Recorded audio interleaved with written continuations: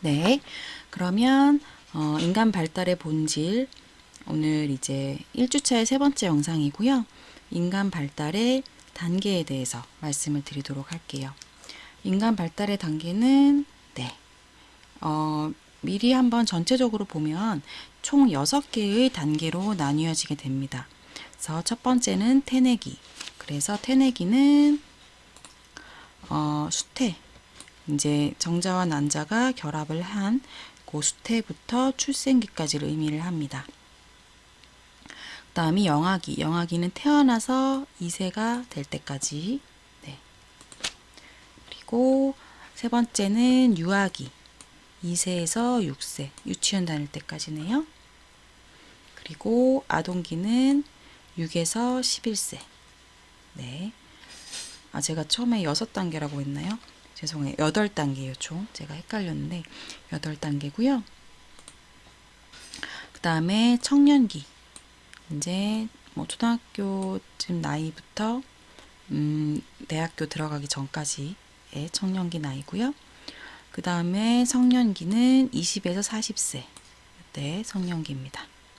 그 다음에 중년기는 40에서 65세를 중년기라고 하고요. 마지막으로 8번째 단계는 노년기. 그래서 65세 이후 이렇게 해서 총 8단계로 나눠져서 이야기됩니다. 물론 이 발달 단계는 학자라던가 이론에 따라 조금 다를 수 있을 것 같고 그렇지만 이제 거의 유사한 발달 단계로 나뉘어지고 있고요. 이 부분은 그 교재에 26페이지에 자세하게 나와 있어서 교재를 참고하셔도 좋을 것 같아요. 일단 먼저 태내기에 대해서 먼저 살펴보도록 하겠습니다. 살펴보기 전에 말씀드리고 싶은 부분은 이 영상은 사실 8단계에 대한 특징을 쭉 말씀드릴 거예요. 그래서 내용 자체가 솔직히 우리가 어느 정도 다 알고 있는 내용이라서 좀 재미가 없고 지루하실 수도 있거든요. 그래도 기본적으로 우리가 알고 있어야 되는 내용이니까 잘 들어주셨으면 좋겠어요. 일단 태내기라는 거는 이제 수태를 한 순간부터 출산을 할 때까지 이렇게 얘기를 하죠. 우리가 임신 기간이 어느 정도인가요? 네.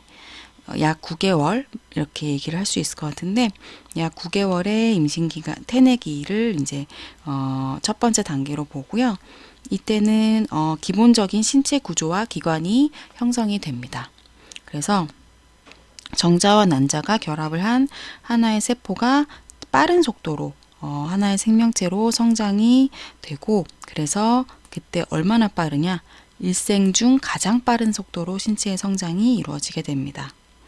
그리고 그 어머니 뱃속의 태내 환경으로부터 크게 영향을 받아서 이때 이제 어머니의 영양 상태라던가 이런 것들이 태내의 아이에게 영향을 많이 미치고 그것이 출산 이후의 건강이나 이런 거에도 영향을 많이 미칠 수 있다는 걸 알 수 있습니다. 그래서 되게 다른 시기에 비해서 태내기는 뭐 9개월, 10개월 매우 짧은 시기이지만 이때가 되게 중요한 시기이고 기본적인 신체 구조와 기관은 이 시기에 형성된다고 이제 보시면 됩니다. 이제 그 다음에는 영아기입니다. 영아기. 영아기는 출생부터 24개월까지. 24개월. 그래서 특히 출생하고 첫 달은 신생아기라고 해요. 신생아기. 그때 이제 우리가 신생아라고 하잖아요. 그래서 이때 이제 신생아는 거의 모든 걸 이제 돌봐주는 양육자가 해줘야 되는 거죠. 그래서 신생아는 의존적인데 그렇지만 나름대로의 다양한 능력을 가지고 있다고 합니다. 출생 후 첫 1개월의 그 신생아기에는 자기가 이제 지금까지 엄마 뱃속에 있던 태내 환경이랑은 너무 다른 새로운 환경에 적응을 해야 된다는 거에서 지금 요때 신생아기 때 중요한 그런 의미를 갖는다고 볼 수 있고요. 그래서 출생 시에 모든 감각기관이 작용한다고 이제 보시면 되고 신체의 성장과 발달 속도가 이때도 매우 빠르게 일어납니다. 그래서 아이를 이제 낳고 키워보신 분들도 계실 것 같은데, 아이를 낳고 이제 처음에는 너무 신생아 때 너무너무 작고, 이 아이가 정말 어떻게 클까 막 염려될 정도로 안기도 걱정될 정도로 너무 작은데 너무 빠르게 막 100일이 되면 쑥쑥 자라고 이렇게 하는 모습을 볼 수 있거든요. 네, 그래서 신체의 성장과 발달의 속도가 매우 빠른 시기이고요. 그리고 학습 능력과 기억력이 신생아기에도 형성이 된다고 합니다. 그리고 생후 2년째가 되면 자아의 눈을 뜨기 시작하기도 하고요. 그리고 첫돌 무렵, 생후 12개월이죠. 첫돌 무렵에 부모에 대한 애착이 형성된다고도 하고요. 그리고 다른 아동에 대해서도 관심이 증가한다고 합니다. 네, 이거는 사실 영아기 때는 아이들 각 개개인마다 차이가 많이 있는 것 같아요. 네. 그래서 요 영아기 때는 처음에는 뭐 전혀 울기밖에 못하던 아이가 이 2년 안에 어느 정도 의사소통이 가능할 만큼의 언어 능력이 발달하기도 하고요. 네. 그래서 이때는 여러 가지 인지 발달을 촉진시켜주기 위해서 여러 감각에 대한 자극들을 이제 양육자가 많이 제공해 주는 게 중요한 시기라고 볼 수 있습니다. 그 다음으로 이제 유아기를 볼 건데요. 유아기는 영아기 다음에 이제 오는 시기이고 2세에서 6세, 즉 초등학교 입학 전까지 시기를 유아기라고 하죠. 그래서 유아기 때는 인지 능력이 발달하고 상상과 환상이 풍부해지는 시기래요. 네. 그래서 이때는 좀 주변 환경에 대해서 탐색도 많이 해요. 네. 그래서 막 질문도 많고 궁금한 것도 많고 막 위험한 거 같이 보이는데도 기어가서 뭔가 해봐야 되고, 이때는 길 나이는 아니군요. 걸어가거나 뛰어가서 뭔가 만져보고 자기가 직접 해봐야 되고, 요런 시기가 유아기인 것 같아요. 이때도 운동 기능과 체력이 신장되고요. 이때 아이들은 매우 자기중심적인 특성을 보이죠. 모든 게 다 자기 위주로 돌아간다고 생각하고요. 그리고 인지적으로 미성숙하기 때문에 세상을 보는 눈이 성인이 보기에, 네, 성인의 관점에서는 비논리적이다. 네. 그리고 이때는 놀이나 창의력, 상상력이 풍부한 시기입니다. 그리고 자율성, 자기 통제력이 증가하게 되고요. 네. 그리고 이제 이때부터 사실 영아기 때는 그렇게 친구들이랑 잘 안 놀 수도 있는데 유아기 때부터는 친구의 중요성이 조금씩 증가하게 됩니다. 저희 아이도 그랬던 것 같아요. 더 어릴 때는 또래 친구, 뭐 한두 살, 요때는 또래 친구가 있어도 관심도 안 갖다가 요때부터는 유치원 친구들 얘기를 했던 것 같습니다. 그렇지만 여전히 아직은 가족이 생활의 중심이 되는 게 유아기입니다. 그 다음에는 아동기인데요. 아동기는 6에서 11세. 그러니까 요때는 초등학교에 다닐 때죠. 초등학교에 다니는 시기. 네. 그래서 이때는 생활의 중심이 아무래도 초등학교로 옮겨가게 되는 거예요. 그래서 학교 생활이 이때의 발달에 중요한 역할을 하게 됩니다. 그래서 이때는 친구가 생활의 중심이 돼요. 또래 관계가 중요해지는 시기입니다. 일단 신체의 성장은 느려지게 되고요. 체력과 운동 기능이 더 신장되게 됩니다. 이때 아이들은 정말 달리기도 잘하고 저희 아들 봐도 너무 잘 달려가지고 놀랄 정도예요. 그리고 유아기의 자기중심성이 좀 사라지죠.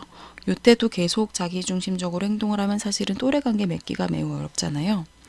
그리고 기억력과 언어 기능이 증가하고요. 자아 개념, 내가 누구인지에 대한 자아 개념이 발달하는 게 아동기입니다. 그러면 다음으로 넘어가도록 하겠습니다. 청년기.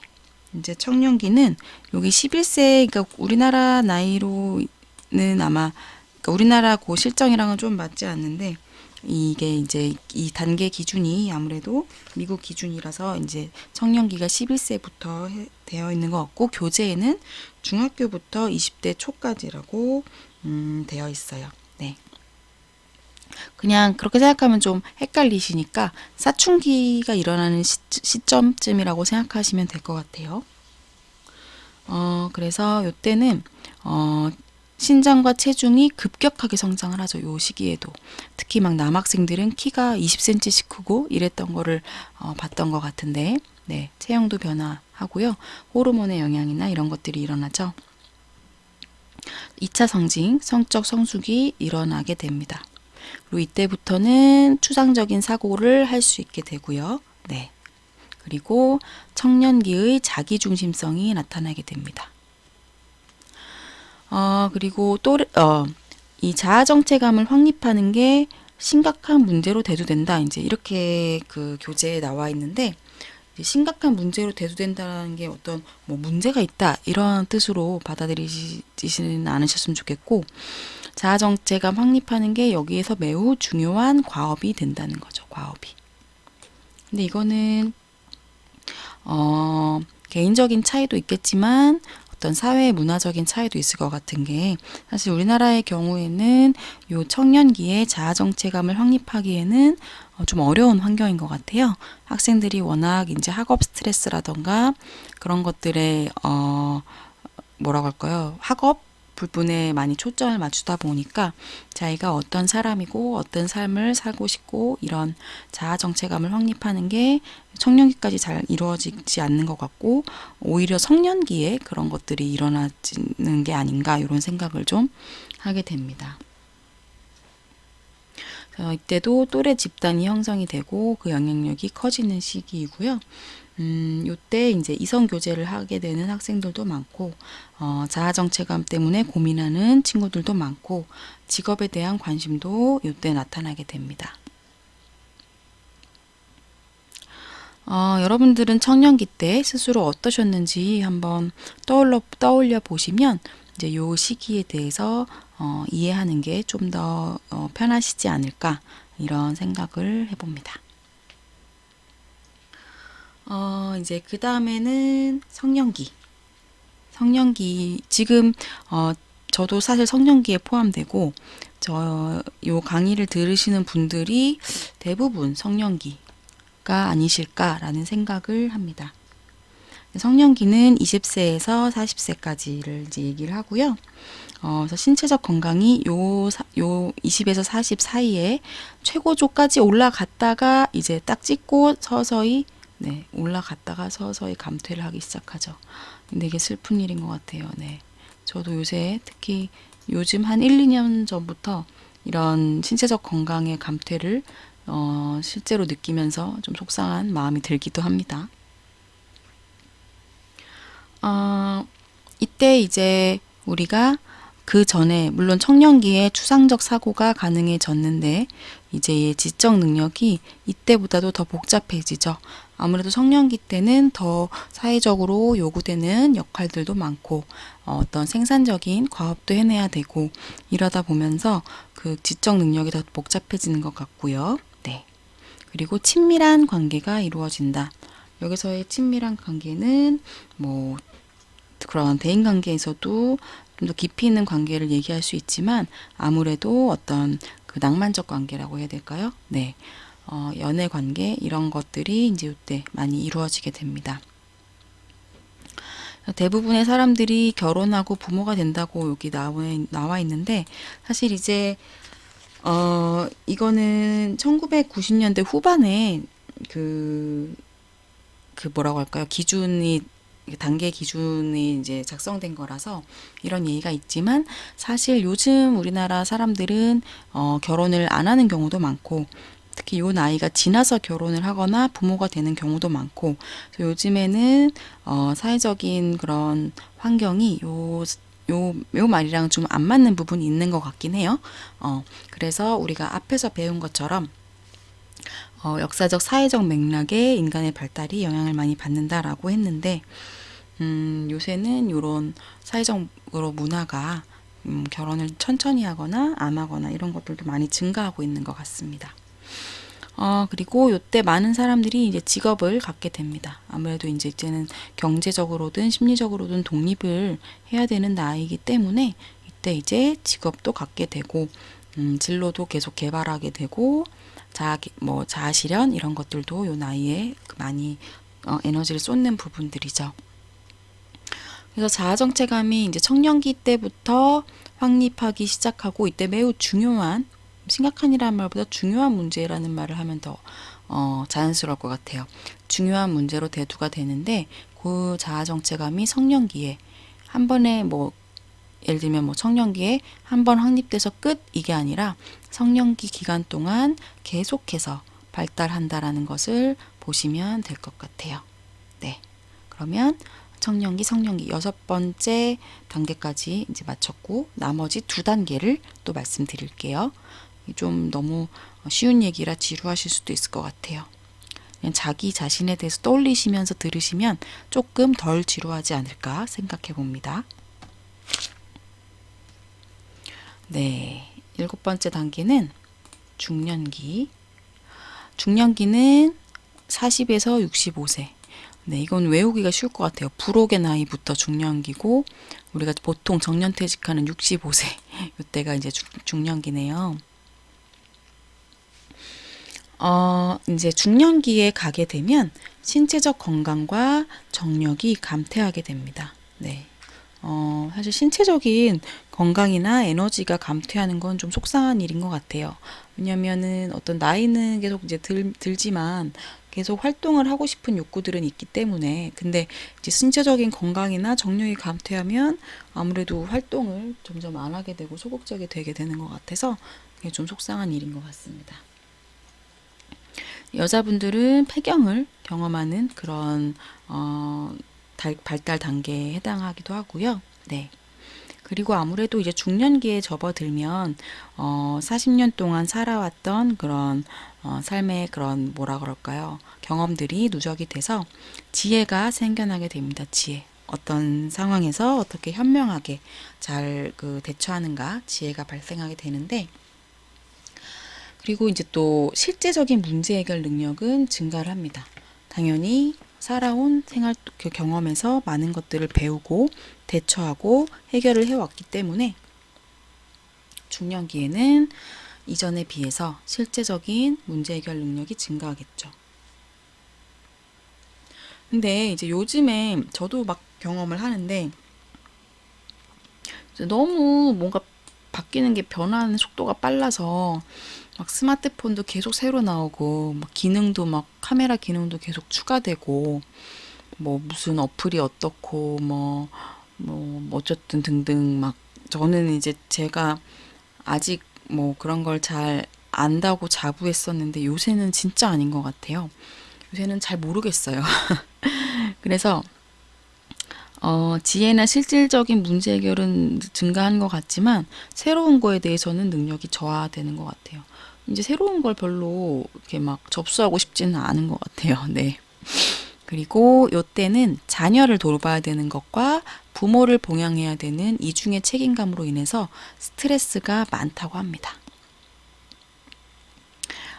그리고 요 65세 가까워지면 자녀들이 집을 떠나죠. 뭐 독립을 할 수도 있고 뭐 남자들은 군대를 갈 수도 있고 결혼을 일찍 할 수도 있고 그래서 이제 빈둥지 증후군이 나타날 수도 있다고 하고요. 네. 그리고 삶의 의미를 찾는 것, 삶의 의미를 찾는 일이 매우 중요한 일로 생각이 됩니다. 아무래도 이제 40세가 넘어가다 보면 인생의 절반이 이제 끝났다라는 생각도 많이 하게 되고 하다 보니까 내가 왜 살지? 왜 살아야 되지? 이런 생각들을 많이 하게 되는 것 같아요. 그런 생각들이 부정적으로 흘러가다 보면 이제 중년기의 위기, 요의 위기가 닥쳐올 수도 있다고 합니다. 요거는 조심을 해야 되겠죠. 네. 그리고 마지막 8번째가 노년기 발달 단계예요. 요거는 우리가 은퇴 시점 보통 네, 65세 이후고요. 이때는 신체적인 능력이 다소 감퇴하지만 대부분의 노인들은 건강하고 여전히 활동적이라고 합니다. 그리고 반응 시간이 더디어져서 여러 가지 기능에 영향을 미치게 되고요. 그리고 지적 능력과 기억력이 감퇴를 하겠죠, 아무래도. 네. 그리고 은퇴로 인해서, 이때는 이제 은퇴 이후 시점이니까 수입은 감소하지만, 네. 일을 안 하시니까 이때는 여가 시간은 많아지고, 근데 이 부분에 있어서 어떤 사람은 요 여가 시간을 충분히 막 행복하게 잘 즐기시는 분들은 심리적으로 건강한데, 요 이제 갑자기 늘어난 여가 시간에 적응하기 어려워하시고, 이때 새로운 활동을 찾지 못하고 하시면 우울해지시거나 더 축 처질 수가 있어요. 그래서 노년기를 앞두고 노년기를 어떻게 잘 맞이하는지, 요 발달 단계를 어떻게 잘 지나갈지, 이런 것들을 미리 생각해보고 이런 것들이 필요합니다.